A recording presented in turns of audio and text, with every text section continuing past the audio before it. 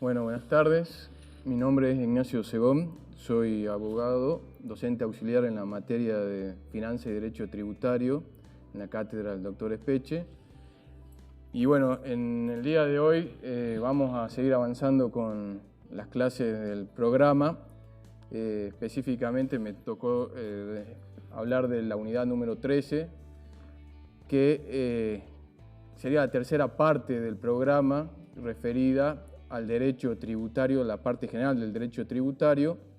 A lo largo de esta unidad van a ver ustedes cómo se va relacionando el derecho tributario con distintas materias que ustedes han ido estudiando a lo largo de la carrera, como el derecho constitucional, el derecho administrativo, el derecho penal, el derecho internacional. En esta primera clase vamos a ver lo que es el derecho constitucional tributario. Yo les he preparado unas diapositivas como para ceñirme un poco en el desarrollo de la unidad y no prolongarme mucho en el tiempo, y para que a usted les sirva para ir siguiendo esta clase. Bueno, el primer punto que nos marca el programa es el concepto de derecho constitucional tributario. Ustedes deducirán, lo que vamos a ver en este punto son aquellas normas de la Constitución que regulan básicamente o sustancialmente dos aspectos del derecho tributario. Por un lado, la distribución del poder tributario entre los distintos niveles de gobierno, es decir, entre el Estado Nacional, las provincias y los municipios, y por el otro lado, aquellas normas que regulan los derechos y garantías de los ciudadanos, que a su vez constituyen un límite a ese poder tributario. El programa nos marca luego una distinción conceptual entre soberanía, poder de imperio y poder tributario. Esto ha planteado alguna discusión o distintas posturas en la doctrina de la materia.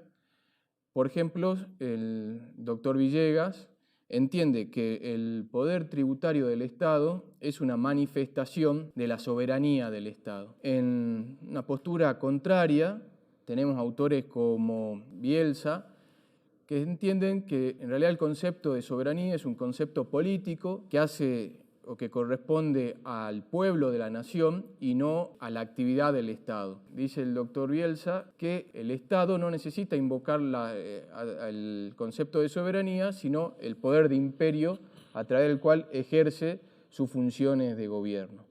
En esta misma línea encontramos al doctor Dino Harach, que entiende que el poder tributario es una manifestación de ese poder de imperio del Estado.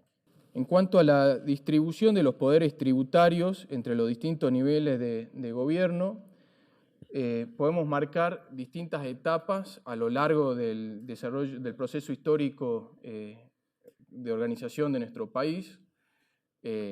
Obviamente arrancamos una primera etapa en el año 1853, que es cuando se empieza a organizar constitucionalmente el país, hasta el año 1891. En esta primera etapa se caracteriza, la podemos denominar como de separación de la fuente, porque cuando se organiza el país a través de la Constitución de 1853, se distribuyen poderes tributarios entre el gobierno central y los distintos gobiernos locales. Así, por ejemplo, se dispone que el Estado Nacional va a poder imponer tributos en materia de importación y de exportaciones y los tributos aduaneros, y el resto de los tributos le correspondía a los estados locales, a las provincias.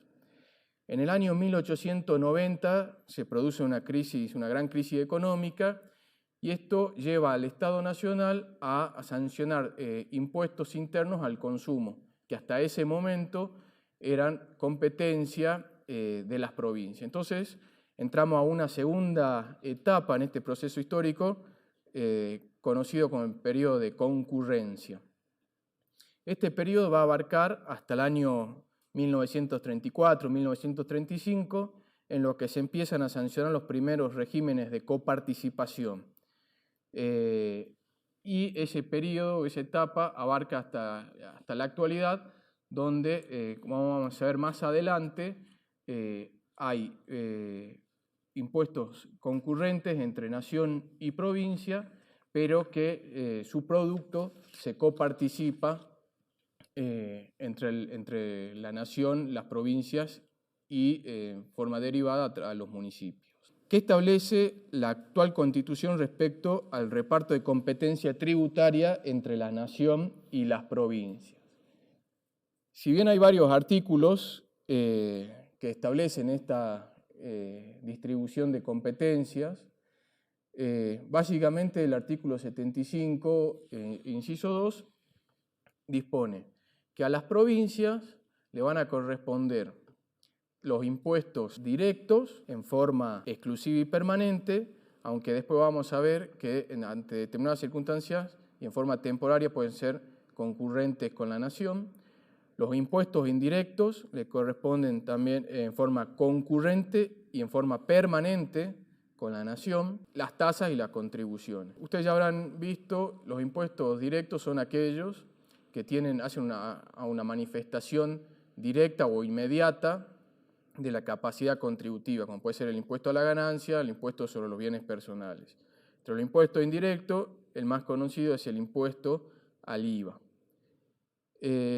A la nación le corresponden en forma exclusiva y permanente los derechos de importación y exportación, los famosos derechos aduaneros, los impuestos indirectos en forma concurrente con la provincia y los impuestos directos. La Constitución prevé que la nación puede establecer estos impuestos en forma concurrente con la provincia, en forma temporaria y ante situaciones de excepción.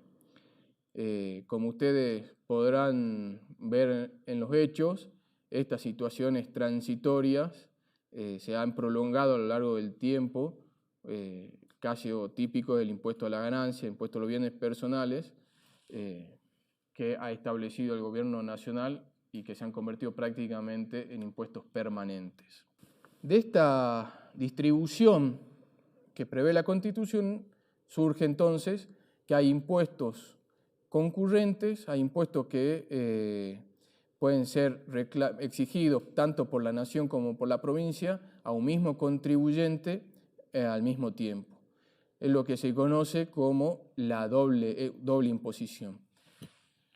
Ahora bien, ¿qué ha dicho la Corte respecto a la constitucionalidad o a la validez de esta doble imposición? La Corte ha dicho que esta doble imposición en sí misma no es inconstitucional en la medida en que cada uno de estos tributos que concurren hayan sido creados, establecidos por órganos con competencia para hacerlo y se respete asimismo los límites constitucionales. Hasta aquí hemos hablado de los poderes tributarios de la nación y de la provincia. ¿Qué sucede con los municipios? Respecto a los municipios, se han planteado, vamos a ver, tanto en la jurisprudencia como en la doctrina, distintas posturas acerca de si estos representan entidades autárquicas o autónomas. Y dentro de los que plantean la autonomía, algunos entienden que tienen una autonomía plena o semiplena. Vamos a la jurisprudencia de la Corte y acá podemos señalar una evolución desde la Corte, de los fallos de la Corte, desde el año 1911, en el que la Corte dicta la sentencia en el caso Municipalidad de La Plata contra Ferrocarriles del Sud, donde la Corte dice que el poder de las municipalidades son meras delegaciones de los poderes provinciales circunscriptas a fines administrativos.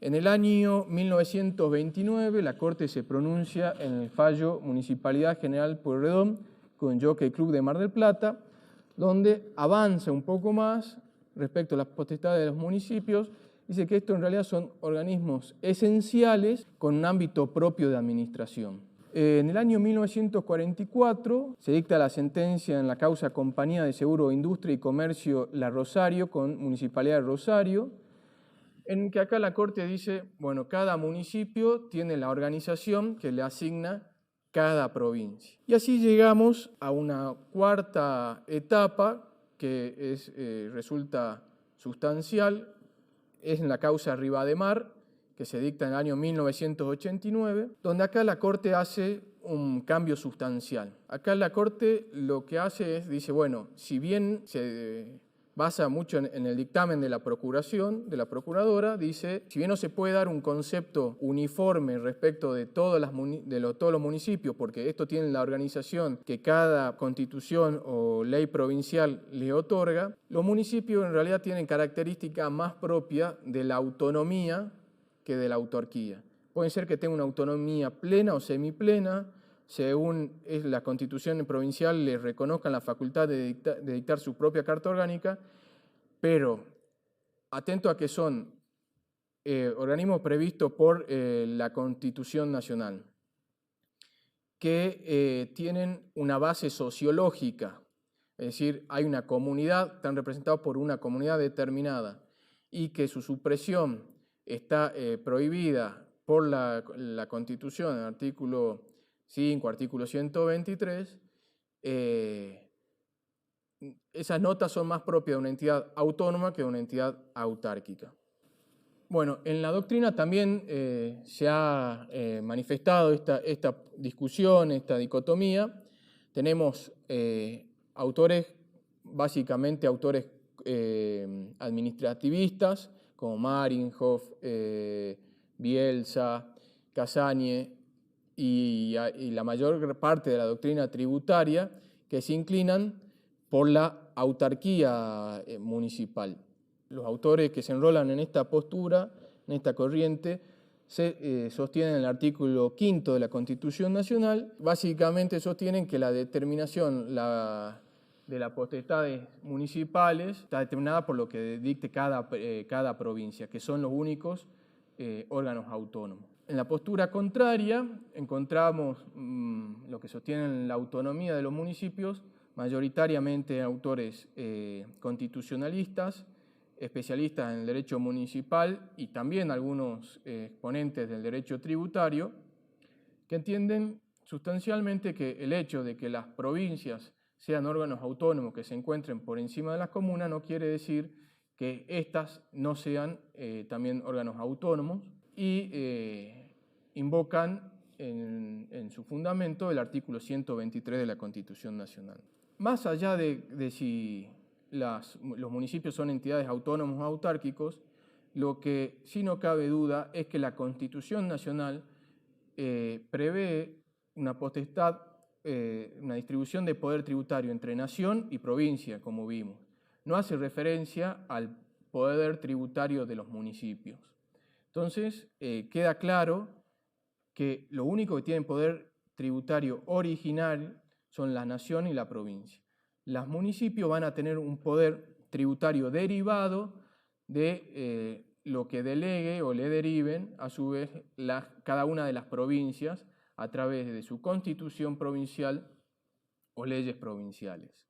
Entonces tenemos poderes originarios, poder tributario originario, que son aquellos que la Constitución Nacional expresamente le reconocen tanto a la nación como a las provincias, y tenemos poderes derivados, que sería el caso de la municipalidad, es decir, la Constitución le otorga un poder tributario a la provincia y esto a su vez lo deriva en los municipios. Y tenemos también poderes tributarios delegados, que son aquellos que originariamente le corresponden a un Estado, pero que éste lo delega en otro.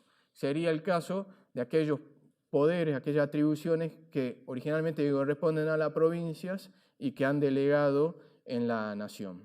A su vez, hemos visto que existen poderes exclusivos y concurrentes.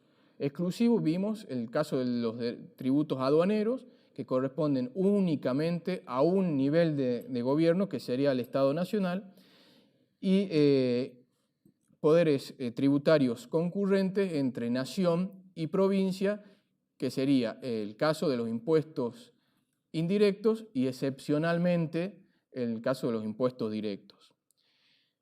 Y también poderes que se ejercen en forma permanente, sería el caso de los impuestos indirectos y directos en el caso de las provincias, y aquellos impuestos indirectos en el caso de la nación. ¿Qué potestades transitorias tenemos?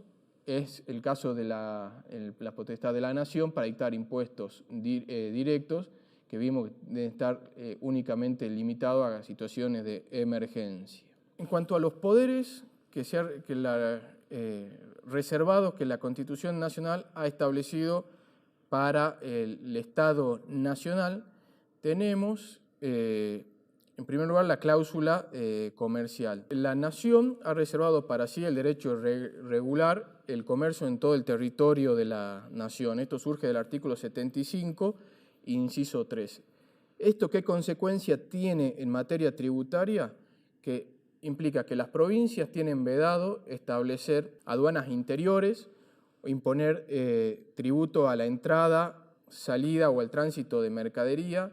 No pueden imponer de forma discriminatoria impuestos a productos que se hayan elaborado o se hayan introducido a través de otra jurisdicción. Después tenemos también la llamada cláusula del progreso, que está establecida en el artículo 75, inciso 19, que establece que es atribución del Congreso de la Nación establecer normas, promover el progreso y el desarrollo en todo el territorio de la Nación.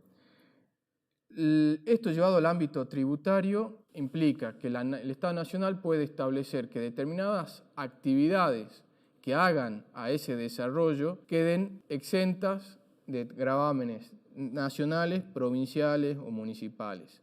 Ahí en el libro del doctor Espeche se cita el fallo de Telefonía de Argentina con la Municipalidad de General Pico, donde este municipio intentó gravar el uso del espacio aéreo, en la Corte declaró que era improcedente. En cuanto a los establecimientos de utilidad nacional, rápidamente lo que vamos a decir acá es que, en principio, si bien el Congreso tiene la atribución de legislar respecto al establecimiento que son declarados de utilidad nacional, esto no quiere decir que queden afuera de los impuestos, queden exentos de impuestos locales en la medida que estos impuestos no perturben, no entorpezcan ese fin de utilidad nacional. Y en cuanto a la inmunidad de instrumentos de gobierno, es decir, aquellos instrumentos por los cuales los distintos niveles de gobierno ejercen sus funciones, el principio es que estos también están exentos de los gravámenes locales, pero siempre en la medida en que estos gravámenes afecten su fin, que es decir, el ejercicio de la función por distintos niveles de gobierno. Nos quedaría una segunda parte que es lo que dijimos, la segunda parte del derecho constitucional tributario, que hace referencia básicamente a cuáles son los derechos y garantías de los ciudadanos y a los límites que tienen este poder tributario, cuestión que veremos en la siguiente clase. Muchas gracias.